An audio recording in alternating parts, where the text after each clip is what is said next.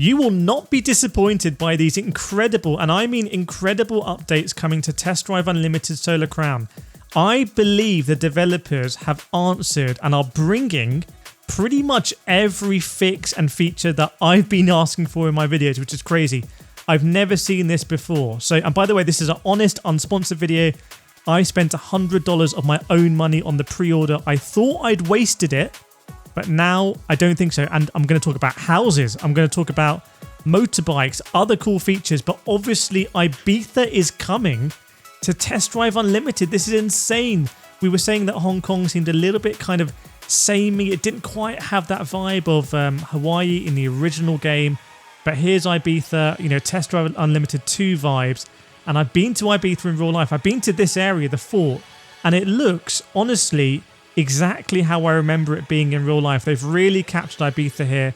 And the cool thing about Ibiza is I think it's going to be perhaps a nicer environment to sort of really feel like you're driving a supercar. Driving a supercar in Ibiza just feels right. You can see this view of the map. Going to be really tight, twisty, cobbled streets and things like that. You're going to hear your engine echoing against the buildings.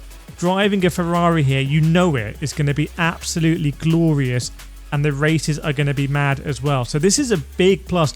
I really did not expect them to actually be doing this or to be announcing it so smooth. This is an area in Ibiza, the footage I've shown you here, that I've been to many times, and it really does capture that feeling, especially when you go around the corner here and you see the fort. So I think it's going to have that authenticity. I can't speak for Hong Kong because I've never been to Hong Kong for my sins, but I have been to Ibiza and I'm really excited about this. You can see driving a Porsche here just feels so right. Now, the map area of Ibiza does look to be quite small. It's just really the town, and I hope they expand it. If anyone else has been to Ibiza, it's so fun to drive around. But how is it all working? What else is coming to the game? What are the pros? What are the cons? I'm going to let you know about. Casino's coming as well. I'm going to spoil that already. So here we go. Here's the gold edition. I pre-ordered it on PSN because I'm just stupid. I really did not enjoy the previous beta. Stuff like the steering animation, that's also going to come up in this video. I mean, I'm not joking when I say they've been watching my videos, watching your comments, watching other people's videos as well.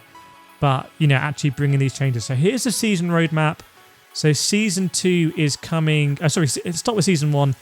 You're going to have, I think, 70 levels of your character, 50 levels in clans. And the streets and the sharps is something that they're going to be really hammering home on in future seasons, and I'm interested to know if we're actually going to care about it. Are we going to log on to Test Drive Unlimited Solar Crown and think, you know what, I'm going to race some people from the other clan and try and get some credits in Clan Wars? It's interesting. We've seen in Helldivers 2, this sort of stuff really can work sometimes. This is, I think, a con I wanted to bring up. You can see here as part of the Solar Crown, they've got some customization parts. I've criticised Test Drive Unlimited Solar Crown for not having really good customization. And when you see it in the Solar Pass, it kind of gives me a weird feeling because I actually don't really like doing battle passes in games like Call of Duty or whatnot. Let's go on to Season 2. So obviously Ibiza is coming on Christmas Eve. Oh my goodness. So hopefully over Christmas, I'm going to have some time to play games as I always do every year. And I'm going to be here in Ibiza. There's the area. So it's not the biggest area you can see in Ibiza. You see them here designing it. But exactly what we wanted. Are we going to get Hawaii as well? Are we going to get other smaller areas to play? Would you prefer that, for example? Would you prefer all of Ibiza? Or would you prefer a little bit of London, a little bit of Paris, a little bit of Monaco perhaps in there? Let me know in the comments because I'm pretty sure they're reading these comments and they're really deciding what to focus on with the game. And it's great to see, like I said, completely honest, unsponsored, it's great to see the developers genuinely caring about what players want. And Test Drive Unlimited has to be that sort of game. Let's go into Season 3 now, March 25th. This one's focusing on Clan Wars. You can have more levels in the Clan Wars. If you've maxed out and become a Clan Don, it's going to be more here. And that's an interesting bit from the trailer. You can see that you're going to challenge people from other clans to races, drag races. And that might be quite an interesting concept. I can't remember which clan I'm in. They're both streets or sharps. They're not very distinctive. But anyway, Season 4 Casino. And look at this transition, by the way. This is one of the best transitions I think I've ever seen. I'm going to show you again in slow motion. Unfortunately, I don't think Hong Kong really feels like that in Test Drive Unlimited, or it's never felt like that in the beta. But look at this transition to the casino table. How sick is that? We know that so many Test Drive Unlimited fans are big fans of the casino, win a lot of money, lose a lot of money.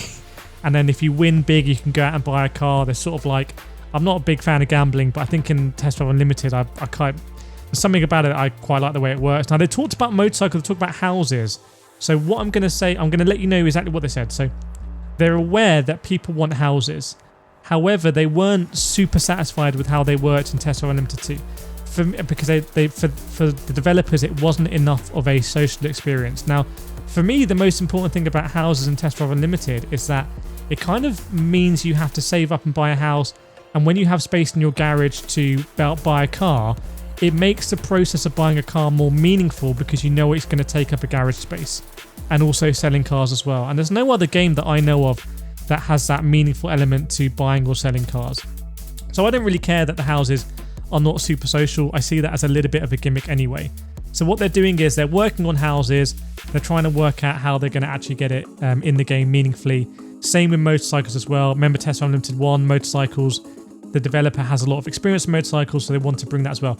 This is big. Oh my goodness, this was so frustrating in the beta, not having all the steering animation. The Crew Motorfest has this, by the way. And it's a really nice feature. It's big on their sort of radar now. They know that people are literally not going to buy the game because of the animation, so it's great to see that. I do want to just touch on one point though. You see the convoys here. I believe convoys are limited to just 4 drivers, 4 friends, which is not enough.